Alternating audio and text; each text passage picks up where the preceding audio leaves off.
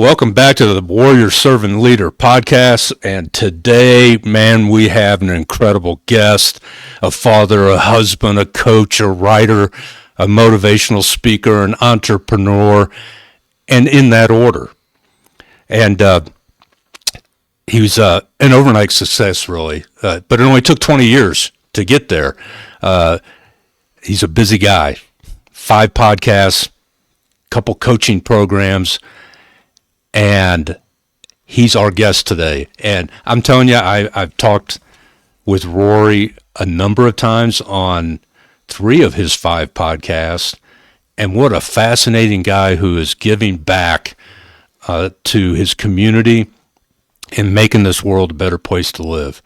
So, welcome Rory Pacquette to the Warrior Servant Leader podcast, brother. Glad to have you here.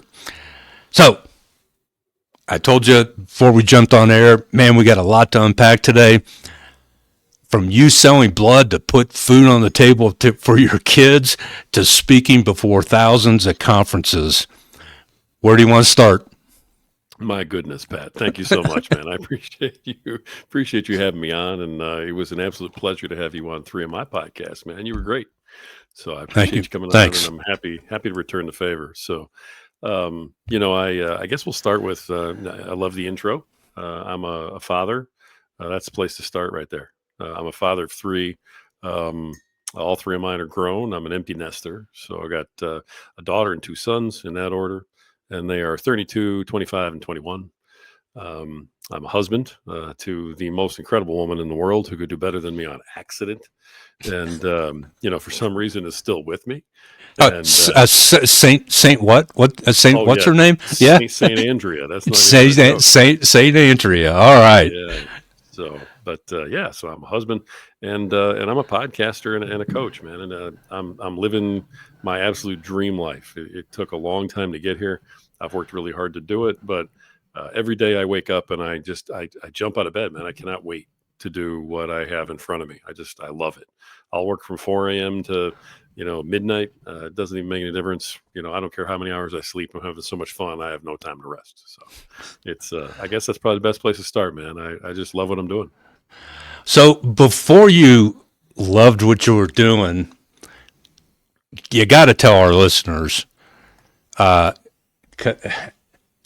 year ago, well, maybe it's been a couple years now, lying on the floor in the emergency room, unable to breathe as you blacked out. I thought that was it. Yep. That was a little over a year ago, actually. That was. What's the story? That was one of probably the 2 lowest points of my whole life. God knocks on your door a lot, and He has given me a ton of wake up calls, and I've only partially woken up with each one. And He really needed to get a hold of me, I think. And finally, he just said, "Listen, knucklehead, you're not getting the message. I don't know why. So let me get your attention one last time." And I was feeling very sick for many months. I thought it was just getting old, and I just couldn't shake this flu, this cold. I was coughing all the time, and having a little trouble breathing. And again, you think you're having trouble breathing because you're overweight and you're old and everything else. So you're like, you don't even pay attention, right? Yeah. I'm like, I got to get in better shape, right? So you just sort of dismiss everything. Well, I got real sick in I would say late August of 2024. And by 2-3 weeks later, it's mid-September, and I'm seriously sick. And I'm like, if something's wrong, I can't take a deep breath. I don't know what's happening. I can't shake this at all. I can't sleep. And I'm sitting there one night when it's at its peak, and I'm realizing that my breathing is getting slower and slower and slower. And like the period in between breaths is getting smaller. And I felt like I was, measuring contractions for my wife or something. The time between contractions, it was noticeably. And I looked at my wife and I said, "Honey, we have a problem. At this rate, I'm not going to be breathing in about 20 minutes." And she goes, "Are you serious?" I'm like, "Yeah, get the truck." So she grabs the truck. She drives me to the emergency room.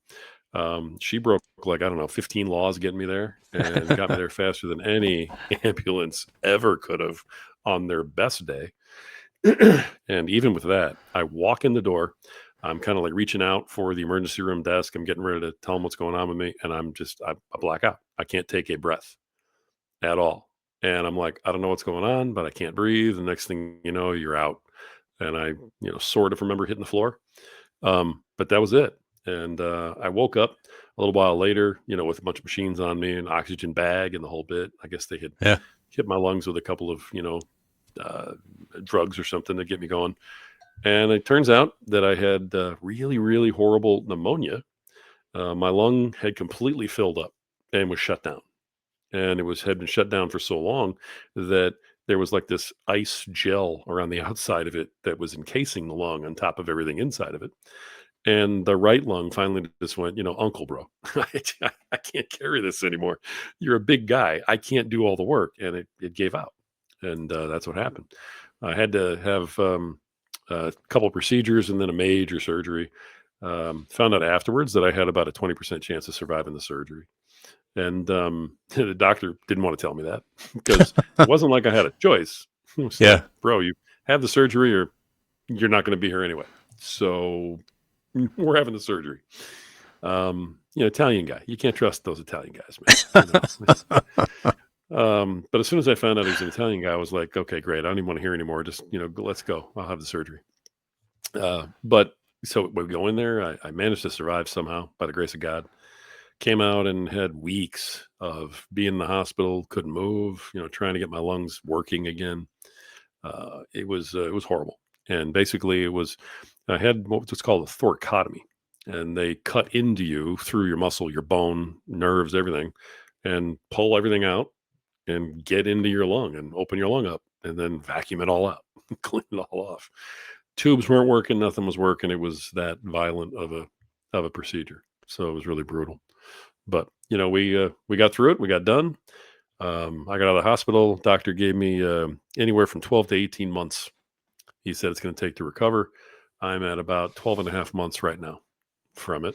And, still hurts when the wind blows, man. But I haven't been sick a single day since I left the hospital. And there was a lot of long nights in there. Yeah. You can only watch those 5 channels on that TV in that hospital so many times. So many rereruns of, like What's Happening and Yeah. Three's Yeah. Company. Welcome Back, Cotter. And, my wife and I had a lot of time to talk. And we talked about stuff we'd never talked about before. We talked about stuff that we needed to talk about and had been putting off. And we both decided I was just done, man. When I got out of there, I was working for a company when I went in there. I was doing podcasting part-time and it was going great. I had a lot of coaching programs going. I was running it all as a side hustle. I was putting probably 80 hours a week between the 2 gigs, but I did still have a full-time job. When I went in there, my wife called my boss the day I went in. He said, "Oh, well, let us know if he needs anything, blah, blah, blah." Come to find out, they put me off on leave that day and basically fired me. And so insurance didn't cover any of it. Oh my goodness. They basically fired me when they found out I was going to the hospital for something that serious, so that they wouldn't get hit with anything. They were worried about liability and everything else. Effectively fired me. So I just said, look, I'm never working for anybody else again. I'm never going to dread another day of my life again. I'm never going to sit here on a Sunday night wishing it wasn't Monday morning the next day. I said, I don't know how much time I got left, but I'm going to do what I love. I'm going to find a way to make a living doing it. And my wife was like, let's do it. I'm done. Let's do it. And that was the final wake up call for me, brother. That's that story right there. Much longer than it needed to be. And I apologize, but it was life changing. Since then, man, I haven't regretted one bit. Wow. So in your little conversation with God after getting out of the hospital, did you ask him next time just send a burning bush or something? Give me you don't need to go the full Monty on me here. You got my attention. So I'm telling you. So from a very blunt point of view, how did faith get you through that or bring you back to faith? I mean, where were you at? I mean, if you were working 80 hours a week doing podcasting plus your full-time job, kind of deal. Would you? What else did you sacrifice for that? Yeah, it's a great question. What I sacrificed was my wife. You know, my wife and I were from the moment we got together. Our main focus was our kids, and we agreed on that. Like we knew that we were going to give whatever we had to give for our kids. We were going to put ourselves, second after them. We were going to be parents first, above all Mm-hmm. else.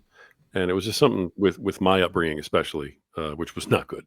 It was something that really meant a lot to me and to her.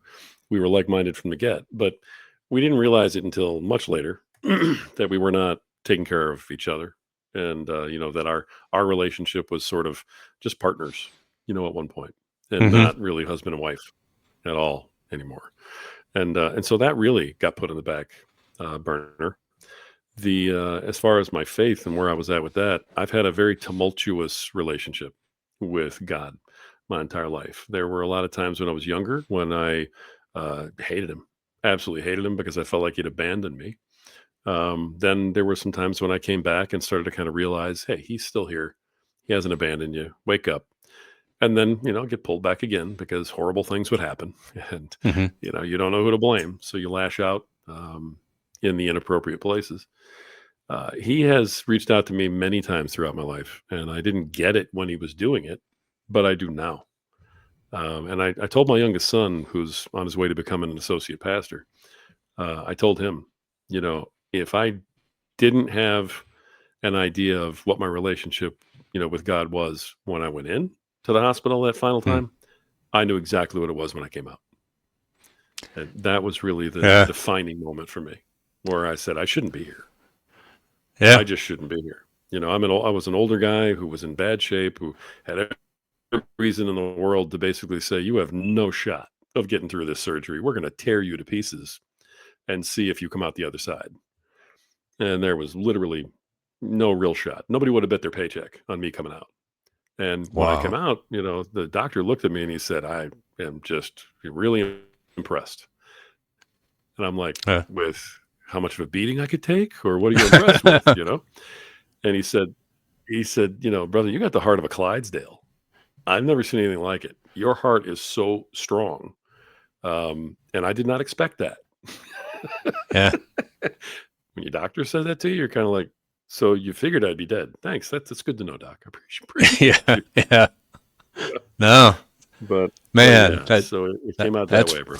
that's wild. The first thing I thought of as you're sharing that story, particularly about the before and after relationship with God.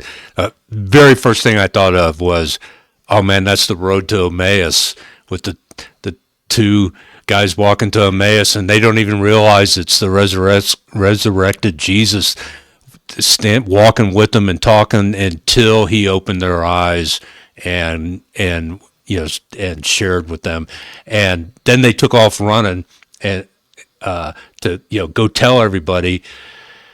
And in the biblical school that I went to, my wife, we went through a 4-year biblical. We learned that road to Emmaus was about 7 miles, and they walked all that distance, and then when they get to the end, they turn around and run the 7 miles back to tell everybody what had happened, and what an experience, an eye-opening experience. And for you, the same thing, surviving the surgery and having a totally different perspective and outlook and relationship with God is that's awesome. So tell us about the how that then impacted where you're at today, a year later with 5. It sounds like you're working almost as hard or harder than you did when you had a paycheck working for a company. How's it changed your life? Drastically. The first thing is my wife and I are on the exact same page. We're on this path together in a huge way. I podcast, in my office at home, and she knows exactly what I'm doing and why, and we're united in our purpose, and I don't feel like I'm working at all, to be honest. I mean, I start doing interviews sometimes 3 or 4 o'clock in the morning, so I can talk to people who are out in Germany and Poland and all this fun stuff, and I'll keep podcasting and interviewing until midnight, 1 o'clock in the morning. If Because I have working people who are here in the States that or maybe on the West Coast, and they need to get on when they can get on. So Hmm. just don't feel like I'm working at all anymore. But when you stop at the end of the week and you go, how much did I really work? What I put into this? And you're like, man, it was like 72 hours. Really? It didn't feel like that. Wow. Because I just love it. I love every minute of this. I love meeting people like you, and having these awesome shows that I've developed. I love developing them and just seeing where it all can go. It's totally in my control and in God's hands, Hmm. and Yeah. I just sort of I put it up there and go, hey, I'm going to do the best I can. Show me where to go. And honestly, he has not failed to answer yet. Oh, and he'll never fail. We may not like the Since I came answer, out. but we may not always like the answer, but it's there. So just for the heck of it, and this is like I told you, kind of open mic, so my brain's like just flying. Um, and I didn't prep you with this, so if it's a pass question, just pass. But who was the most interesting guests that you've had on that you just go, wow, I was not expecting that? That's really tough to say. I've done almost 700 episodes. Oh my goodness. That's between my podcasts and guesting. That's wow, that's a tough one to say. I've had a lot of interesting guests that have surprised me. To kind of answer that question best I can right now. Um, and some have surprised me in very strange ways. I had a lady come on a podcast one time who was a psychic, and she was telling me that she was actually related to Wyatt Earp, and about 10 minutes in the interview was telling me all about how this interaction went with Doc Holliday, making a pass at her, and the conversation they had in depth, you know, and how she handled it, and how inappropriate it was for him to do that to her, and I literally am sitting there in the interview like, what? Where do I go? Yeah, What, yeah, what do I yeah, do with this? I had no idea. Great lady. I mean, really wonderful. And it, yeah, it turned out to be a very entertaining interview. But about 10 minutes in, yeah, Pat, I just sat there like, what am I doing yeah, right now? How do I, where do I, right? And I'm yeah, like, yeah, you know what? Let's throw everything to the wind, throw all the rules out the window. Any questions you might have thought of ahead of time, throw them out the door. And I'm like, I'm just going to have a conversation. I'm like, so, what was Doc like? I mean, Doc Holliday, what was he like? I mean, was he good looking? I mean, did it bother you that he wasn't good looking? Is that why you got upset that he hit on you? Next thing you know, that's the conversation you're having on a podcast wow. interview. And I but I guess there forget are about some dangers to open mic night, huh? a little bit. And at the end, you have to go, all right, am I even going to be able to use this episode? Because it's just so out of the box and I don't Hmm. know, off kilter. And at the end, you laugh and you go, all right, let's check it out. And you listen back and you go, heck yeah, I'm publishing that because I coach podcasting and I want every one of my students to hear what happened on this podcast, how I handled it, and how sometimes you have to throw the rule book right out the window. Yeah. And Oh, we've yeah. we've gotten a lot of great feedback on it, but wow, that was really something. Man, that's like being a cop that you get sent on some calls and you're just like, dude is hearing music that the rest of us aren't, kind of thing. And how do you interact with someone? And you rely on, kind of that literally just be authentic and not accusatory or whatever and be a good listener. And sometimes that's the best we can do. So who would you say was your most have you ever had a celebrity kind of guest or somebody that like, oh man, I'd love to talk to him kind of guest? I've had some pretty big guys on. I had Phil Gonsalves, the Ironman triathlon winner from London, was on. I had Alan Donovan, who is the absolute leader in the country in the fathers' rights movement. That was on. He's a huge father's life advocate. I had him on. I had Wait, Sheldon Klein. was he Father X? Is that the guy that was called Father X? Because he didn't want Oh, it. I don't I know. think. I don't know. Oh, okay. I'm sorry. I didn't mean to interrupt you. Who No, it's else? okay. I just don't know. I maybe that's not how I knew him, but could have been. I mean, he's been around for a long time. I had Shelm Klein on, who's a country Christian singer, and he's like got the number one albums in the world in that classification of music. So I mean, I've had a lot of those guys on, um, but I haven't reached out to like the huge celebrity crowd because that's not what my podcast has been about. My podcasts have really been more about the regular guy on the street, the entrepreneur who's building his t-shirt business in his garage. The guy who's making flags out of your old uniforms. For cops and firemen and army guys. Yeah. It's guys like that I've focused on. Focusing on, and so that's really what I've been working on more than anything else. And that particular podcast, the Power of Man. Power of Man. Yep. Yeah. So for folks out there that both men and women, because you also have the Podcaster Nation podcast. Just tell me, because I'll screw them all up. Give me all five. It's no problem, brother. In order of creation, Power of Man podcast I have, and that is works with fathers and husbands on there, trying to help them with accountability. Then I have the Podcaster Nation, which is just all podcasters, and it's any podcaster from anywhere that has a podcast that wants to talk podcasting, and it's huge.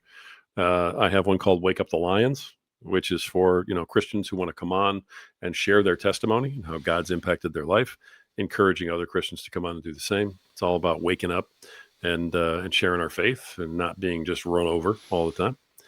I have another one I created called Step Up to the Mic, and that is created for speakers to come on and literally deliver their talk on that podcast. They come on, I introduce them, I disappear, they deliver an uninterrupted talk. When I come back on, we do maybe 5 minutes of Q&A at the end, and now they have a recording to send to event planners, and schedulers and things like that to help them get on stages. And also to get them a little more, PR for being a Mm-hmm. speaker. And that's kind of a unique creation, and that's taken off. I just created one called The Right Path, and it's WRITE, Right Path. And that is for authors who want to talk about not just the books they've written, but also the story behind, the writing, their story, what went into it, the process, finding publishers, the whole nine yards. That has exploded. I literally released the first episode, which is just me saying what I just said to you for about 15 minutes. I released that 2 days ago, and we already broke 2,000 downloads just because I put the thing out, and it's on its way. It's huge. We haven't even interviewed a single person for it yet, and it's already blown the doors off. And then I'm the co-host of a sixth podcast with an old friend of mine. Her name's Brandon Lynette. She has a podcast called the Listen. I don't know if I can curse on this podcast or not. I don't normally curse, but it's BITCH is the next word, and it's Listen That Podcast. That's the name of her podcast, and she's very in your face Christian and political. And so she wanted to start a new podcast, and she asked me if I would co-host with her. I said sure. So we have a podcast together that we both co-host called Boiling Point: Faith and Fire. And we talk about, it's inspired by Charlie Kirk and the events that happened there. And I'm the faith and she's the fire, quite clearly. And it's my job to kind of, keep everything from burning down on the set. So I have 5 podcasts that I am the host, creator, and owner of, and I have one that I'm the co-host of with with branded. That, that's just awesome. And on top of all that, then you have coaching programs too, where you doing group or one-on-one. Tell us a little bit about that. I have several coaching programs. I appreciate you bringing that up. I still have my first coaching programs that I do that are very popular. I work with husbands, um, fathers, and we have a lot of veterans in that group. I work with a lot of veterans, and that's a leadership group, and that's for men. Leadership group for men. I have 22 clients in that group right now. It's individualized coaching, and we talk about everything going on in life. And trying to just become better fathers, better husbands, better men. I also have a podcast coaching program, which is just taken off and is very rewarding. I love it. I help folks start a podcast. I help folks monetize an existing podcast. I help them grow their podcast, whatever it is they need. I tailor a program for them individually and help them with whatever it is they're trying to accomplish. And I have a speaker program where I help speakers either form their speeches, knock them out, get the speech written, get it ready to deliver. I also help them with their form and their delivery and to get on stages. And of course, we use the podcast Step Up to the Mic in conjunction with those programs. And, we try to help them get on stages and get on stages that will pay them to be on the stages instead of having all these very, very good speakers with awesome talks walking around doing it all for free. Wow. Now I know why you're so busy. And I'm so glad you could take time out to talk with us and share with us. So, and I'm going to get to when we start wrapping up how people can get a hold of you. But before we go to that, and again, I didn't prep you for these, and I like spontaneity. Okay. What's the worst advice you ever got? Oh my! Wow, there's been so much bad advice. Yeah, let's see. The worst advice that I ever got. Um, hmm. Boy, that's tough. I've gotten so much bad advice. I would say the worst advice I ever got, honestly, was let the kids stay in the crib and cry, and eventually they'll stop. Oh wow, yeah, Worst advice I ever got. Tried it for about 5 minutes. Could not do it. Could not do it. And told my wife, I said, we're not doing this. I'm not going to let this happen. I'm not going to let my kids grow up with abandonment issues, feeling like when they're calling out for help, we aren't there. yeah, And I said, and I'm going to get up all the time when they cry. You never have to. I want you to stay in bed, heal. You just did all the work for 9 months. I'm yeah. taking over from here. Wow, Yeah, and she'll back me up on that. I really did that, So she didn't change a diaper or get up, in the middle of the night once in the first 6 months of my kids' lives. oh wow, But yeah, that was the worst advice I ever got. Because wow. since then, I've heard all of the negative that has come from that over the Hmm. years. But at the time, boy, it was hot. It was big, Yeah, and everybody was like, "Oh, stop picking the kid up. Let him." No, never did that. And honestly, I have 3 children that I'm incredibly close to that all know that if anything ever goes wrong in their life, they can just pick up the phone and call me. And that comes from, I think, all the way back then. They knew from the get-go that I'd be there when they needed me. So that's probably the worst advice I ever got. that's awesome. I have a toss up. Mine is between suck it up, Buttercup, and if you want it done right, do it yourself.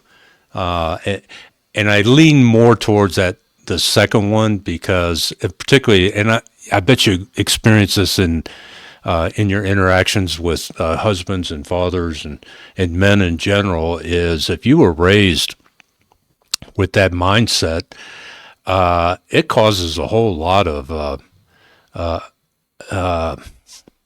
unanticipated consequences, I think would be a good way to call it. Yeah, I learned it the real hard way in law enforcement when I was a sergeant and a lieutenant called me in for my annual performance evaluation, and on the form it said, not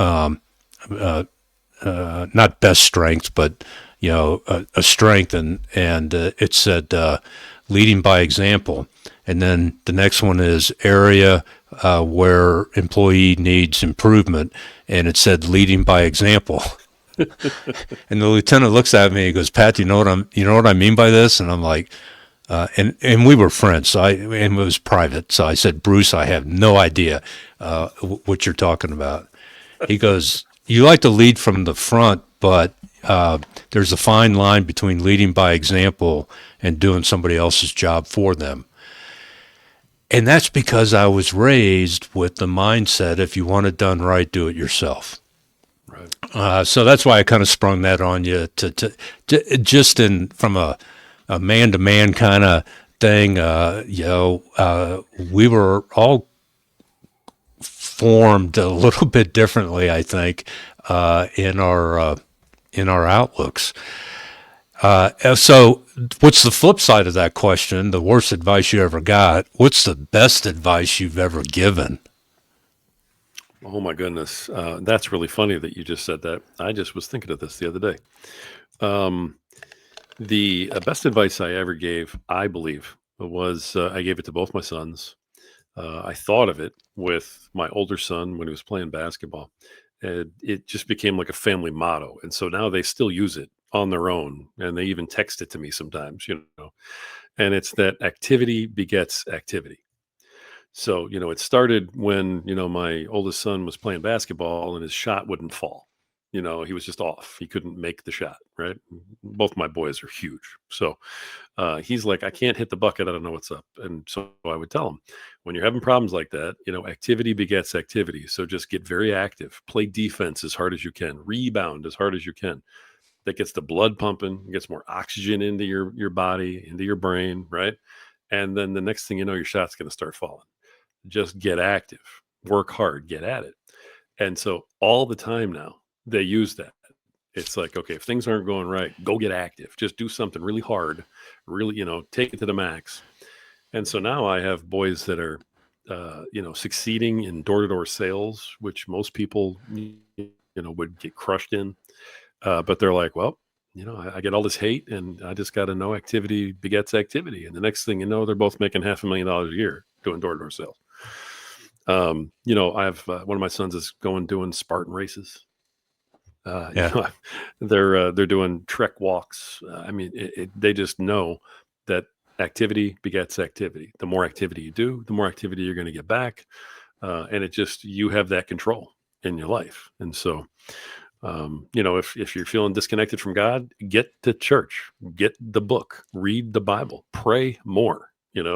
Activity begets activity. It's the best advice I ever gave anybody, and I don't even know where the heck I got it. It just popped in my head one day at a basketball game while I was eating a hot dog. Oh, that's awesome. And it That's became a family awesome. motto, man. Oh man, then it just kind of strikes me because I'm like, oh, what do the kids repeat as adults? And our oldest is 43. What do they repeat that was something I or my wife, repeatedly said as they were growing up? And it's kind of scary that if there was a family motto, because I have heard them use this, I was just on top of this. To be on time is to be late. So and they will. My wife still cracks on me, like, because I travel a bit, and she'll like, oh, what time are you leaving? Tomorrow. I said, well, my flight's at 9, so I'll probably leave here about 7. She goes, okay, 6:30. I Because to use be that exact same one. I love it. yeah, to be on time is to be late, and then the other one that my dad taught me real young. Well, not real young. I was 16, and I had a summer job, and we poured concrete, specialty foundations, and I was the kid that had to be at the yard, at 6 o'clock in the morning and load all the forms up and all that kind of stuff. And one day my alarm went off at 5 a.m. I didn't get out of bed. About 5:15, my dad comes in. I just reached over and turned it off, and then he realizes, okay, Pat's not up and moving. So he comes in and tells me, hey, get ready for work. And I'm like, oh, okay. And I just rolled over and went back to sleep. Next thing I know, he comes in and he grabs my big toe between his thumb and knuckle of the first finger and just squeezes as hard as he can, which is, I can tell you, is extremely painful. And you will come flying out of bed. And then he looked at me and he said, you need to get up and get to work and do your job because somebody's depending on you to do that so they can do their job. And that was probably the biggest lesson I got in responsibility. And it stuck with me. Part of it, I think, was because of the physical pain involved in learning it. But it's, and that's, I think, something we need to be, training up new husbands, new fathers, and stuff in those accountability arenas. And I think in your training, in your mentoring, and in your podcast, and having been on 3 of them, I know you're a huge advocate for faith, family, and friends, and in that order type deal. So as we kind of wrap up today, what are some gems of wisdom you'd like to share, or how would you like to wrap this one up? I told you we had a lot to unpack, so now we're. What do you want to share? It's all good. I'll do it with this just to save time. There's a tenet that I started a long time ago in Power Man, and it's something that I really do believe in. I get a lot of heat for it, but I really do. I believe it, and it carries me through everything else I do. The people who depend on you have to be more important to you than you are to you. And I believe that wholeheartedly, all in, no matter what. It doesn't mean you don't take care of you. It just means that if, there's 4 people at the table and there's 3 pieces of chicken, you're the one that doesn't eat because it was your job to put it on the table. And, that's just a big thing that I believe in. The people who depend on you are the ones that you either married by choice or brought into this world as kids. They depend on you. Okay. And if they depend on you, they have to be more important to you than your own comfort, your own self-satisfaction, your own ease. And I think that when men can find a way to live that way, when they can encompass that and really buy in, I think that they're as close as they're ever going to be to being unstoppable. So I think that's really important. That is absolutely awesome. It reminds me of Ryan Holiday and his great book, Ego is the Enemy. And how you put it puts that into context. So that is incredible. Rory, it's great having you on. For our listeners, thank you. I'm new at this. Rory and I've talked about the podcasting world, and he got 2,000 downloads in a couple of hours. Because of you, the listeners, we're pushing 2,400 downloads since March. We're on 6 continents now and over 14 countries. It's all thanks to you and your commitment and your thirst for knowledge in the arena of the warrior, servant, leader mindset.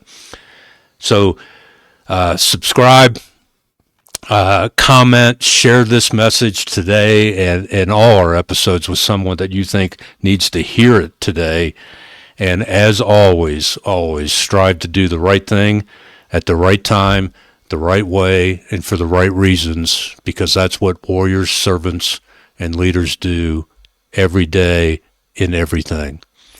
Love y'all. Thank you for being here, and we'll talk next week.